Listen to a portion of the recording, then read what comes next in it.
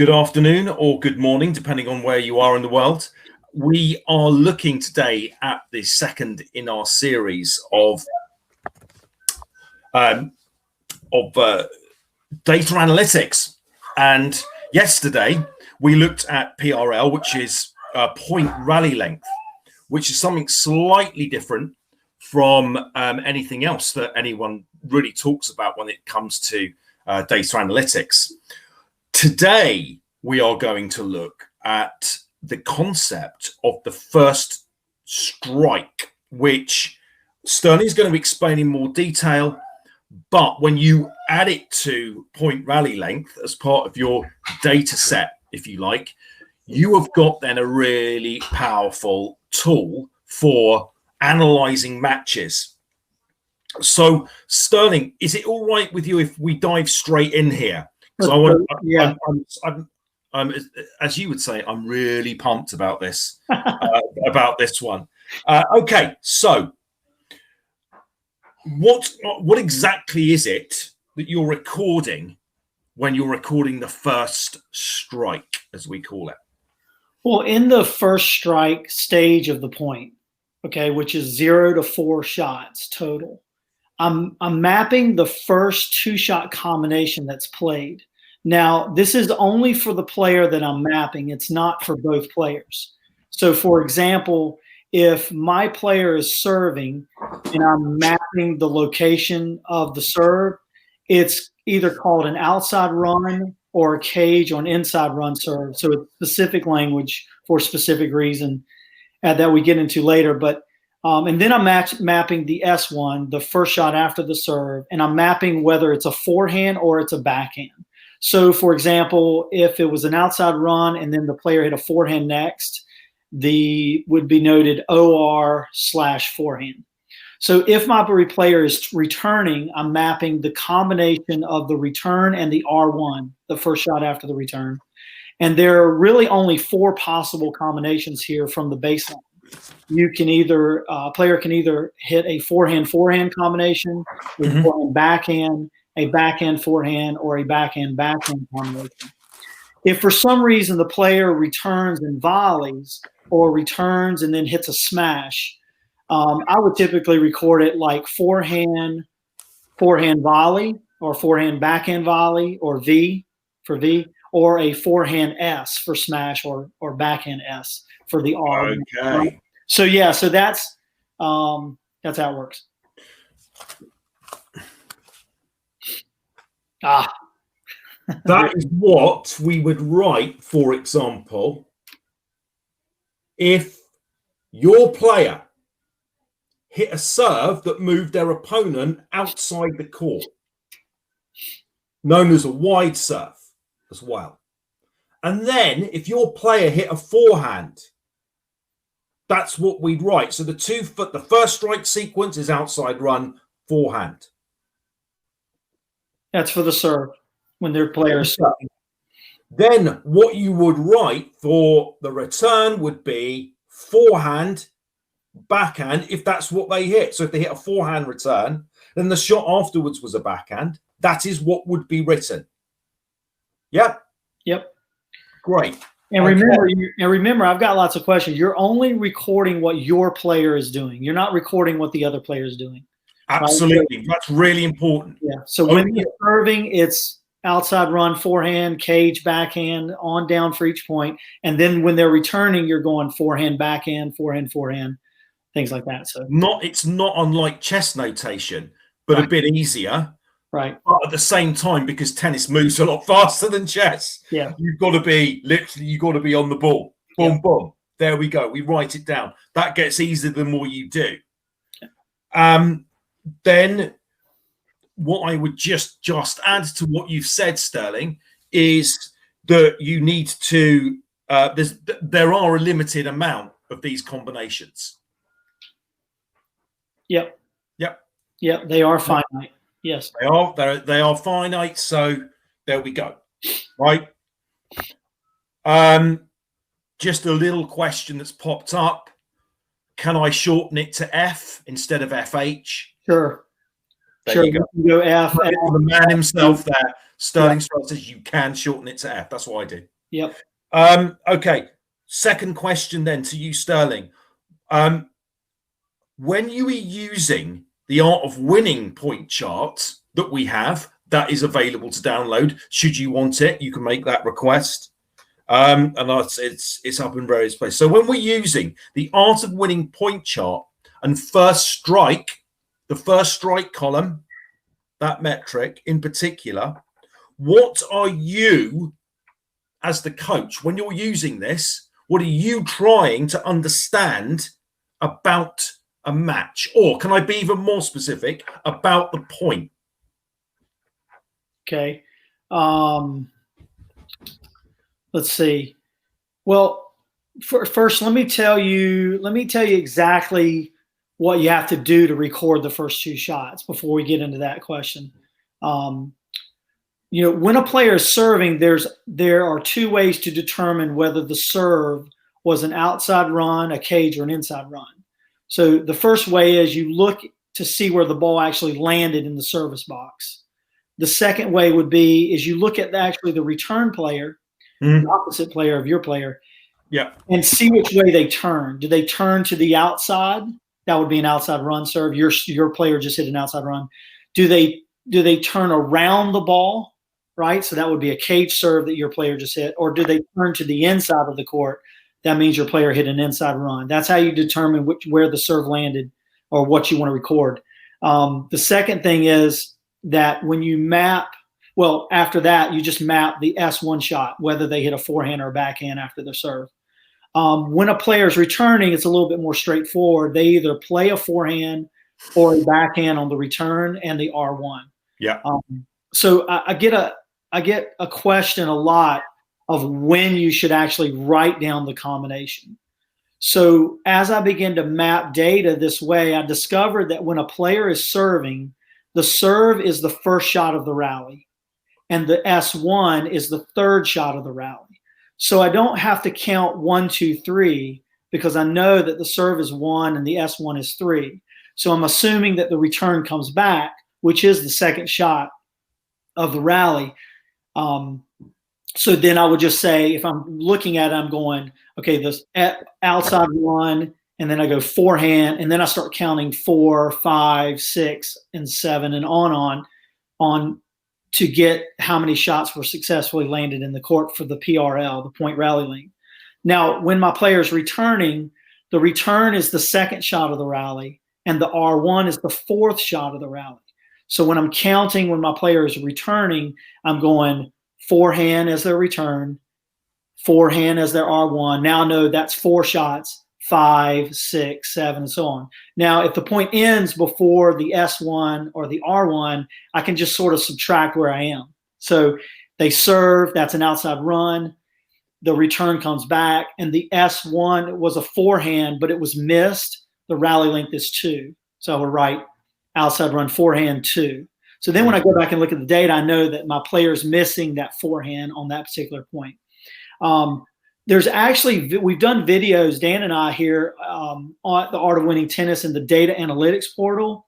And we actually mapped the first set and the fifth set super tiebreaker between Federer and Millman at the 2020 Australian Open. And that's an excellent resource to watch and then practice for yourself, either watching or a recorded match or even a live match. So that kind of sets that up. So let me get to the question you just asked, which is, when in particular, what am I trying to understand about a match when I'm using the Art of Winning method and the point chart?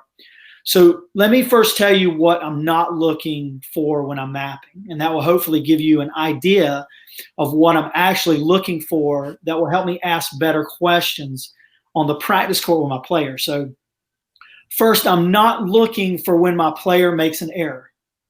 This is very important because whether I believe it was forced or unforced, that's a subjective opinion. And when I interpret forced or unforced, it's not necessarily maybe what the player felt. So I've seen it with my eyes as an unforced error, but the player may actually be playing that point and feel that the error was forced by their opponent. So when I map this way, I'm really in a place of observation, not a place of a judge. So that's very important distinguish. It's a very important distinction to launch from, because when I'm determining what kinds of questions I'm going to ask the player in practice, and I actually set up the practices with the player, I want to give them the best experiences. And I'm coming from an observation standpoint, not a judgment standpoint. Not only that, if you're doing this as a parent, ever since we developed the system and parents are using it, they're actually having less emotion watching their players play, because they're in an observation mode and not a judgment mode, because they're not recording errors and winners, because those things sort of inflect this judgmental attitude about the player you're watching. And that's something we want to kind of take out of the equation and become more observers. So specifically, Sterling, can I ask, what is it that you're trying to understand about the match point? So when you're doing the first strike, what is FH, BH? What are those two combinations that appear in that column? What are you looking for? Yeah, I'm trying to understand and look for patterns by the player that I'm mapping, to see what serve locations are they playing more often. And also I can look back and see what certain serve combination they played based on the momentum or game score. And so when the player and I debrief the match, we can talk about actually what occurred. And so we have a better understanding of what the reality was that happened, instead of what maybe our opinion or our perspective or what we believe or remember occurred. So when you're doing data this way, you actually have in front of you the reality of what happened. What combination did they play when they're returning at 15:30 in the third game, right? And the understanding this difference is what we believe occurred in the match versus what actually happened in the first strike stage of the point, is the biggest revelation that occurs between a coach and a player. So that is something that cannot be underestimated or overstated. It brings reality to your perspective, right? And we get away from that judgmental thing and what we remember. Like a lot of things, we're just remembering the things that happened that were long, like long points, and we don't remember these first strike combinations specifically for certain points throughout the games.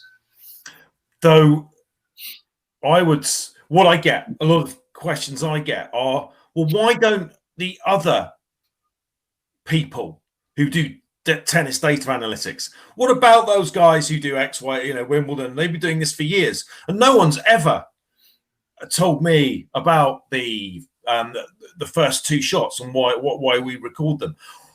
It seems to me completely fun. It's insane that they don't record what the first two shots were, and it links back to yesterday.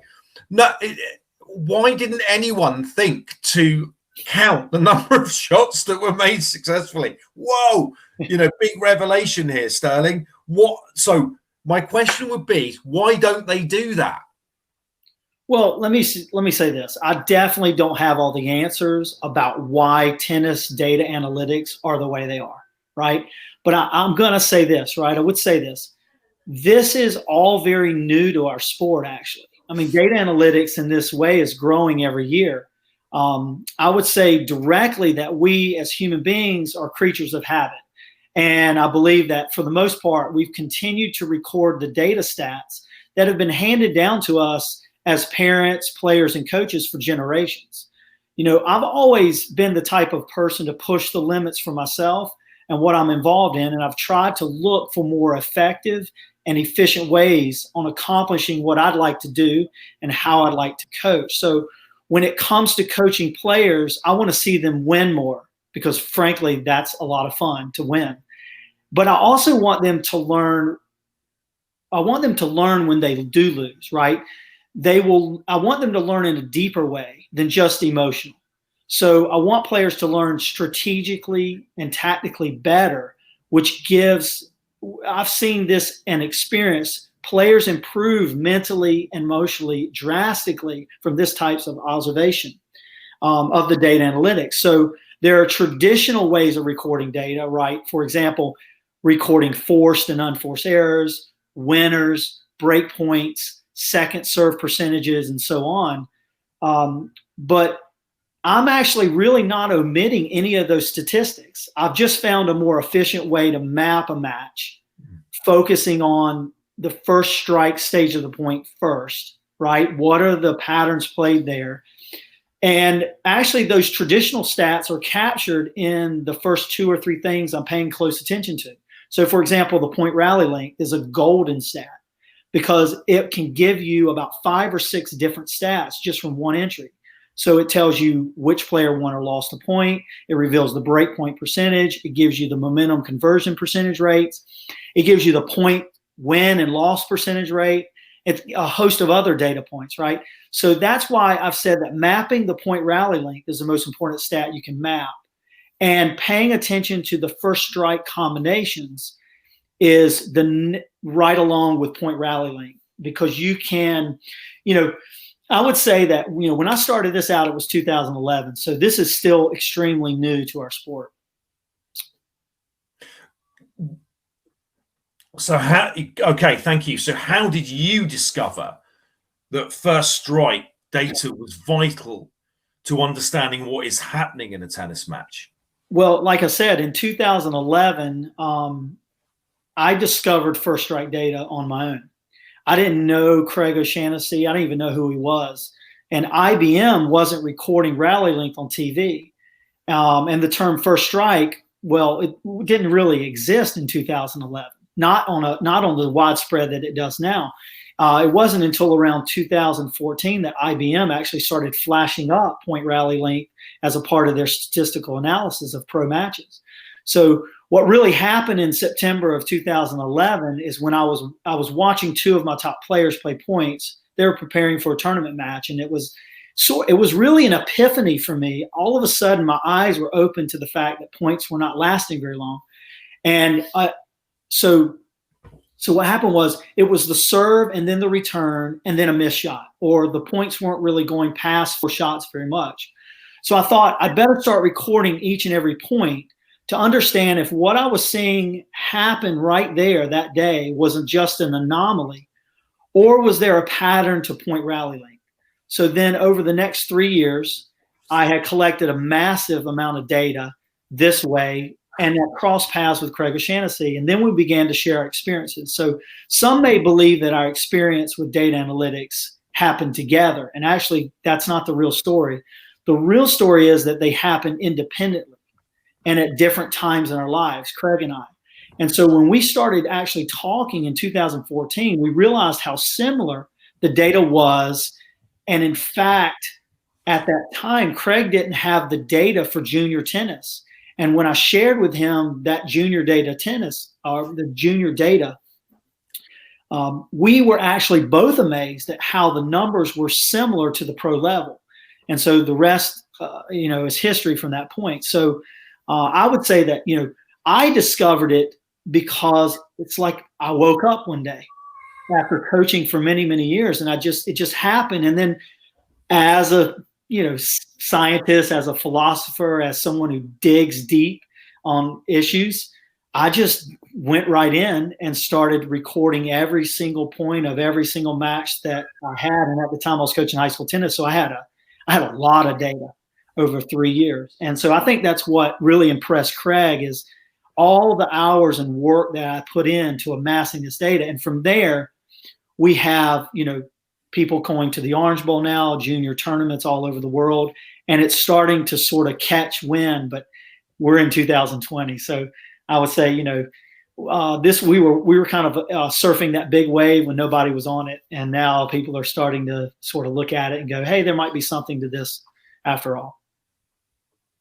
Okay, so what do you think is the most important thing about first strike data in particular? So in that column, when you're pouring through that data, what is it that you think's the most important thing?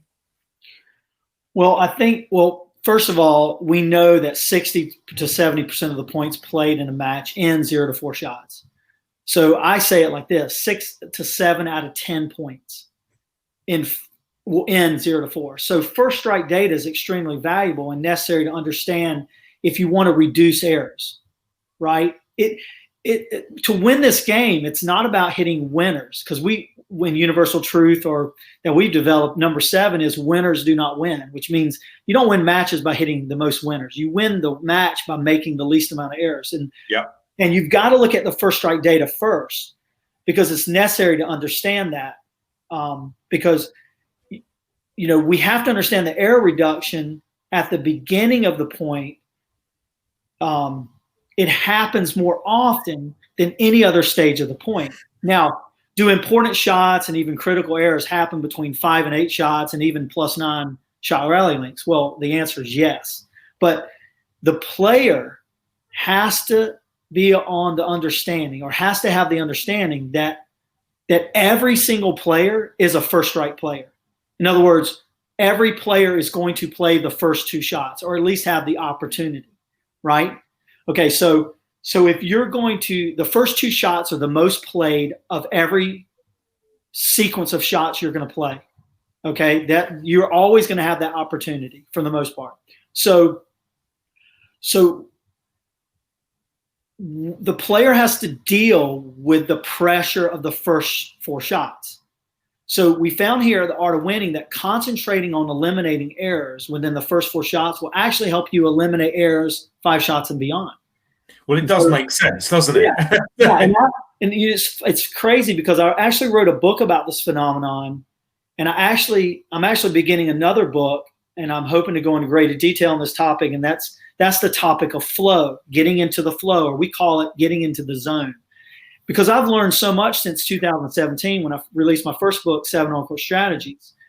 So I want to help players, parents, and coaches understand the connection between the data that you can map and how it directly affects the mental and emotional state of a player, so they can play more in the zone, right? And stay more in the flow for longer periods of time in the match.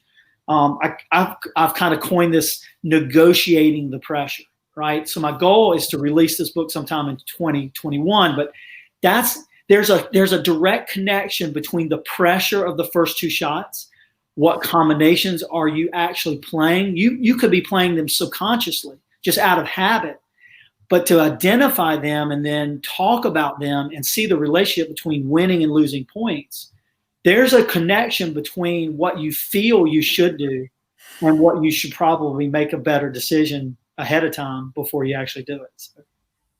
So then how does understanding first strike data help with error reduction?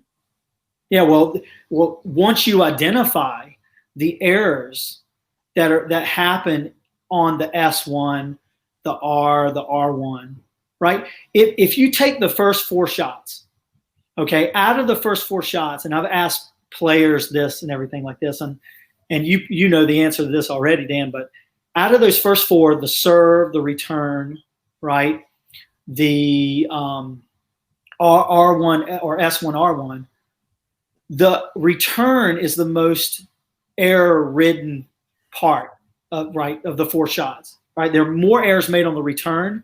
The next is typically the S1, the first shot after the serve, then the R1, and then the serve. So double faults are actually last in that category of those 4 shots. If you're paying attention to what you're actually doing in the first 2 shots, and then you're rehearsing your patterns and combinations in practice, you're automatically going to go into that match more mentally and emotionally prepared for the first 2 shots. You know what combinations you really like, which ones you try to stay away from, at least initially, and then ones that you're going to use at certain times. So this is how you eliminate errors in the first strike stage of the point. So it's a question of identification then. It is. It's that question, does it really help? Well, you identify what is going wrong. Right. And you get better at it. Yeah. You rehearse it in practice, and you put yourself in pressure situations in practice to do that. So yeah. If you were going to go out today, right now, and I know you are anyway, So it's a bit of a leading question. So if you were to go out right now today, what's the first thing you would do after you've completed your art of winning data point shot? What's number one on Sterling's mind? In particularly in the first strike metric there. So you've got the data. Now what do we do? The first thing I'm looking at is the PRL. What's the point rally length for each point? And I start to find patterns of how long points lasted throughout the games and the sets. So I find where the PRL is shorter and longer, and what the score was when that happened. Also, I can correlate the PRL with the first strike combinations played and where the patterns on playing the same combinations when they are serving and returning. So then when I get to the practice court, I'll address with the player these combinations, like which ones the players seem to struggle with at certain scores, and then rehearse them in the context of scoring for improvement, right? I'm just not going to rehearse them with a player and not score it. Okay, so we'll set up a scenario where, okay, the score is this, the momentum score is 1-0, it's 30-15. Okay, let's play it 10 times. Let's see how many times out of the 10 you actually win the point. We start to get some statistical data there, and we start to analyze it. Why? Okay, then you get into this mental, emotional thing of, they're interpreting what they're doing, and that's not really what they want to do. Or it's better to do this. So some players. So Sterling, can I ask a question there? Yeah. Do you think it's a good idea if you have identified that your player missed 6 backhand returns on the ad side? Do you think it's a good idea to rehearse the backhand return on the ad side? I'm thinking that's a good idea. Yeah, it's interesting because but what do coaches do? They go out and I love dissing coaches. Please, I'm going to retract that. What do players do? They think that it's the backhand in general that needs rehearsing. Yeah, so they'll hit 1,000 backhands from the middle of the court, and of course their backhand's going to feel better after hitting 1,000.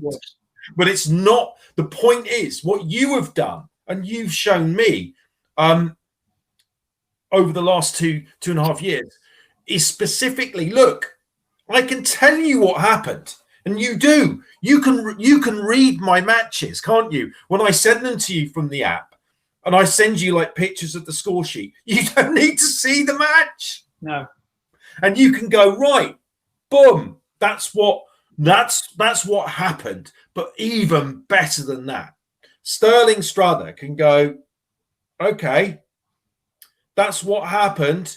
And if I were you right now, or as soon as you can, with that player, you need to rehearse that backhand return on the ad side. Even more than that, you need to practice that backhand return on the ad side at 30-15. Yep. Up. And doing it over and over again, and that's what starts to generate the pressure. But that's what we do want repetition.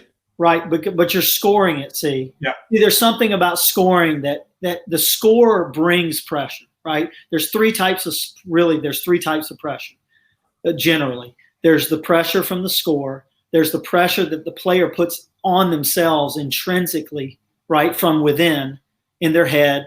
And then there's extrinsic pressure, which comes from the outside, their opponent, maybe the environment, maybe fans on the side, maybe whoever's they're watching, maybe their ranking, they want to get a better ranking, so they want to win the match. So that's extrinsic pressure. But here's the idea, right? I was totally guilty of falling into the trap that if I just rehearse a backhand from the middle of the court and back and forth, that's going to improve their backhand R1. And it's not, because it's not in context. See, I'm all for, if your player has tons of time and they want to play on the tour, they're going to need to hit thousands of shots, okay? You can't get around that. You're going to have to hit thousands of shots if you're going to play at that high of a level. But most players don't have that time. That's not their goal. So So the goal would be, okay, can I actually rehearse my technique in the context of playing my first 2 shots combination? Absolutely. And that's the beauty of this, right? You can help players achieve incredible things if you just bring the how and the what, the content, into the context, right? So here's what I found though, because this is directly related to the mental and emotional side of a player, right? A lot of players, they play the pattern they like they play the pattern they like the most too much. In other words, they could time it better within a game, right? For example, we've sort of, through the stats, and what Dan and I have figured out here at the Art of Winning is we go with the suggestion of, look, go with this and see what happens. Play your best 2-shot combination pattern when you're down in the score, right? And there's an emotional reason for that. You're down in your confidence because you're down in the score, right? Unless you're just a freak and when you're down the score, you just love that, right? But that's not most people. You want to pull up your best pattern or your most favorite pattern at that point because you want to boost your confidence. Your concentration is definitely higher because you're down in the score, unless you're just sandbagging and giving up. But most players are competitive, so they'll dial in when they're down in the score. So that's not the problem. When you're down in the score is not concentration, it's confidence. So you play your best pattern. On the flip side of that coin, when you're up in the score, your concentration is high. Your confidence is high when you're up in the score. Your concentration begins to dip. They move in opposite directions, confidence and concentration. And there's a reason why concentration drops when you're up in the score.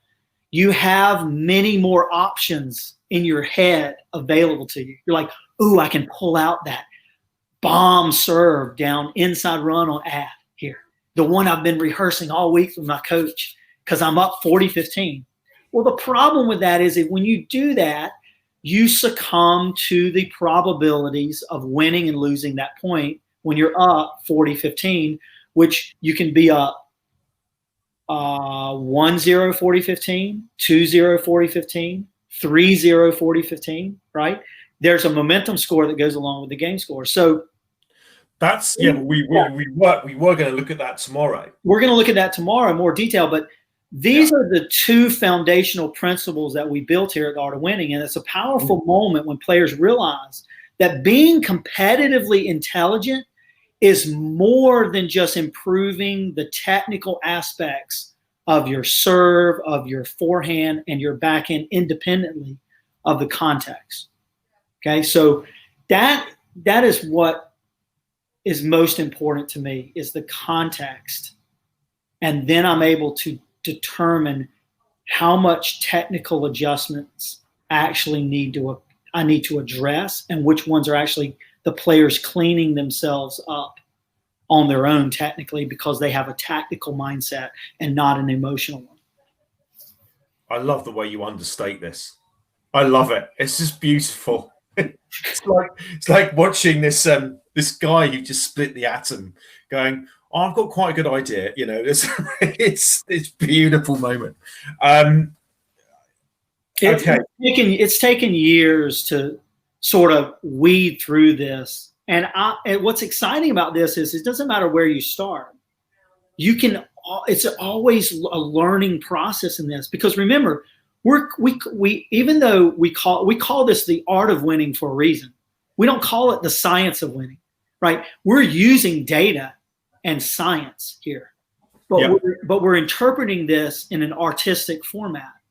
So this is sort of a foundational framework by which we've taken concepts that are generations old.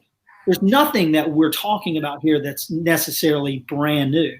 It's just we're framing it in a way where the brain can sort of interpret it with an observation mindset instead of this judgment mindset that most of us as coaches and players and parents, we live in that, I call it the house of judgment. And we've got to move out of the house of judgment and into the house of observation. And that's how we're going to get our winning percentages up. You put that very well. I would still say though that, guys, this stuff it's nuclear. I mean, you cannot imagine the change this has had. And I thought I was pretty good before. But look, this is from the horse's mouth, and I've been with Sterling now for 2.5 years working on this project, and I wake up, it's wow. I mean, honestly, you couldn't have anything more powerful than this. And I've done quite a lot of stuff in the tennis world, and I've done quite a lot of stuff in in other fields as well. This one discovery is so profound that it's going to be transforming everything in tennis over the coming years. We're starting to, because the results are so good, and we get results, right? We don't just get results that we guess at, but because you've got empirical data there, we're not guessing or using intuition. And I think using intuition's a good idea, but to have the data as well, wow. It's a perfect combination. As a coach, you have to be intuitive. You have to have this sort of intuitive, or I don't say you don't have to have it. It certainly helps tremendously if you have an intuitive sort of nature, if you will. And if you do this long enough, you start to pick up on the nuances of that, of patterns and your gut feeling, right? But to me, doing it this way provides me as a coach to ask my players better questions when they come back from a match, to talk in a more intelligent way to the parents and educate them in a way where I can help them move out of the house of judgment and move into a house of observation. And because there's an epidemic, I think, in the world right now, other than, we won't talk about COVID. Yeah. But there's an epidemic in the tennis world that parents have a very difficult time navigating their own emotions when they watch their players play. You don't have time to, though, Sterling, right? You don't have time to. When you're doing this, you're doing an art of winning data match sheet, right? The emotions just, you literally don't have time to go, and judge. No, data down. When you're looking at data this way, in an observative way, it unplugs the emotional part of your brain. Literally, I've watched Pierce, my 13-year-old. Can I use a good word? Oh, what's that? It decouples. There you go. I mean, I've watched my own son. It's hard for me to watch my own son play. He's 13 and he's a great player. But I've watched him without doing it and with doing it. It's like night and day. I'm a basket case when I don't do it. Yeah. So I have to do this even with my own son so that I can keep my emotions under control. There's also the point, Sterling, and I don't want to dwell too much on the parent thing because we're going to discuss it later on. But when you imagine that the parent's there and he's got the sheet there and he's ticking this and not judging, because he's not shaking their head, he's not rolling his eyes, he's not going boom or gesturing in a judgmental way or a negative way, and instead cool, calm, and collected, going tick, tick, tick. But also the player will be trained in this, yeah. And after 2 or 3 matches, the child, they're going to come off. They're going to know that they're going to have a calm, reflective moment, looking at that sheet, saying, look, I think I found what the problem might be. And the child goes, oh, good, I'm glad you did, because I couldn't pick up on it. I wasn't aware of what it was, right? Because you're both literally on the same sheet.